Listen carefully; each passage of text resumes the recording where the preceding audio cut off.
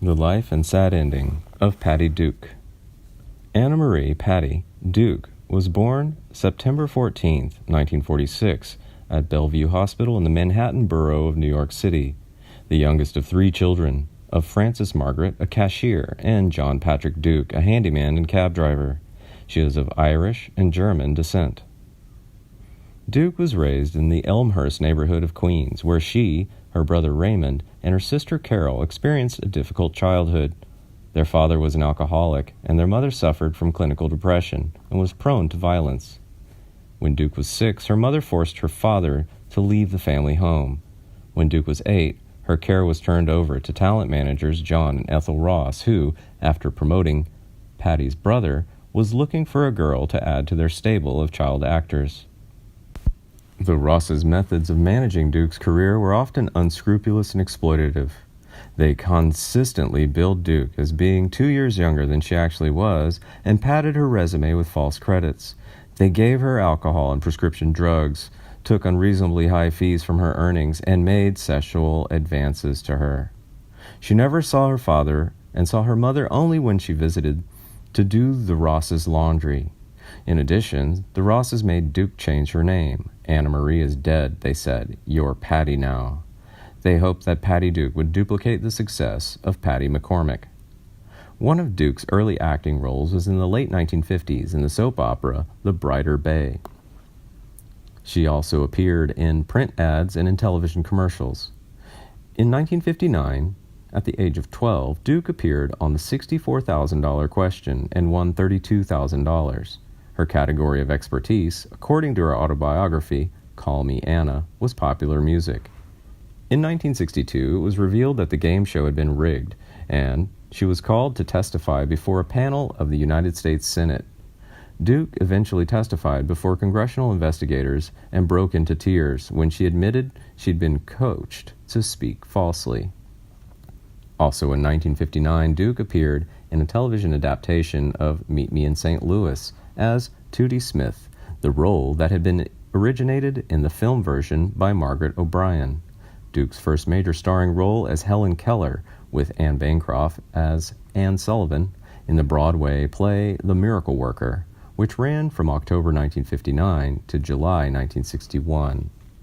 Duke originated the role of Keller on Broadway, and during the run, Duke's name was elevated above the play's title on the theater's billboard, believed to be the first time this had been done for such a young star. The play was subsequently made into a 1962 film, for which Duke received the Academy Award for Best Supporting Actress. Before the film started shooting, the actress and activist Helen Keller briefly met.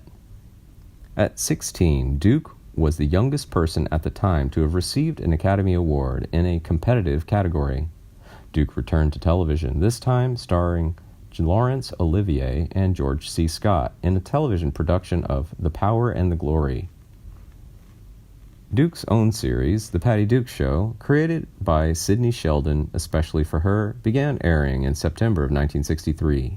At that time, it was not known that Duke had bipolar disorder, but Sheldon did notice that she had two distinct sides to her personality and thus developed the concept of identical cousins with contrasting personalities.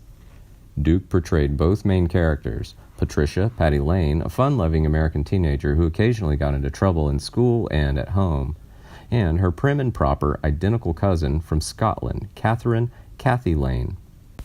The show also featured high-profile guest stars such as Sammy Davis Jr., Peter Lawford, Paul Lynde, and Sal Mineo. The series lasted 3 seasons and earned Duke an Emmy Award nomination. After the cancellation of the Patty Duke Show in 1966, Duke began her adult acting career by playing Neely O'Hara in Valley of the Dolls, 1967. The film was a box office success, but audiences and critics had a difficult time accepting all-American teenager Duke as an alcoholic, drug-addicted singing star. While the film has since become a camp classic, thanks in large part to Duke's over-the-top performance, at the time it almost ruined her career. In 1969, Duke starred in Me, Natalie, in which she played an ugly duckling Brooklyn teenager struggling to make it life for herself in the bohemian world of Greenwich Village. Duke won a Golden Globe Award for Best Actress, Musical or Comedy, for the role. Duke returned to television in 1970, starring in a made-for-TV movie, My Sweet Charlie. Her portrayal of a pregnant teenager on the run won Duke her first Emmy Award. Her acceptance speech was rambling and disjointed, leading many in the industry to believe she was drunk or using drugs at the time. In fact, Duke was experiencing a manic phase of her bipolar disorder, which remained undiagnosed until 1982. She received a second Emmy in 1977 for the TV miniseries Captains and the Kings, and her third in 1980 for a TV version of her 1979 stage revival of The Miracle Worker, this time playing Anne Sullivan to Melissa Gilbert's Helen Keller. She turns in the made-for-TV movies The Women's Room, 1980, and George Washington, 1984, both garnering her Emmy nominations. In the 1980s, Duke was cast in a number of short-lived TV series, the ABC sitcom It Takes Two from Soap, and Benson creator Susan Harris. It was canceled after one season. Hail to the Chief, in which she appeared as the first female president of the United States, and a comedy, Karen's Song, which aired on the fledgling Fox network. Duke's film roles in the 1980s included the Canadian film By Design in 1981, which garnered her a Genie Award nomination for Best Foreign Actress, and the made-for-TV movie A Time to Triumph, 1986, the true story of Conchetta Hassman, a woman who struggles to support her family after her husband is injured, but who eventually becomes a United States Army helicopter pilot. In 1990, Duke's autobiography, Call Me Anna, was adapted for television. She played herself from her mid-30s onwards. In 1992, Duke portrayed the mother of Meg Ryan's character in the film adaptation of the play Prelude to a Kiss. Duke received an Emmy nomination in 1999 for her appearances in 3 episodes of Touched by an Angel. Duke gradually reduced her work schedule in the 2000s, but took occasional TV roles, including guest appearances on shows such as Glee and the reboot of Hawaii Five-0. She was awarded a star on the Hollywood Walk of Fame at 7000 Hollywood Boulevard in Hollywood, California on August 17, 2004. In her personal life, she was married 4 times and had 3 children. A Roman Catholic, Duke had dreams of becoming a nun in her youth. In 1965, Duke married director Harry Falk, who was 13 years her senior. During her marriage, she had repeated mood swings, drank heavily, became anorexic, and overdosed on pills a number of times. The couple divorced in 1969. In June of 1970, Duke learned she was pregnant and married Michael Tell on June 6, 1970.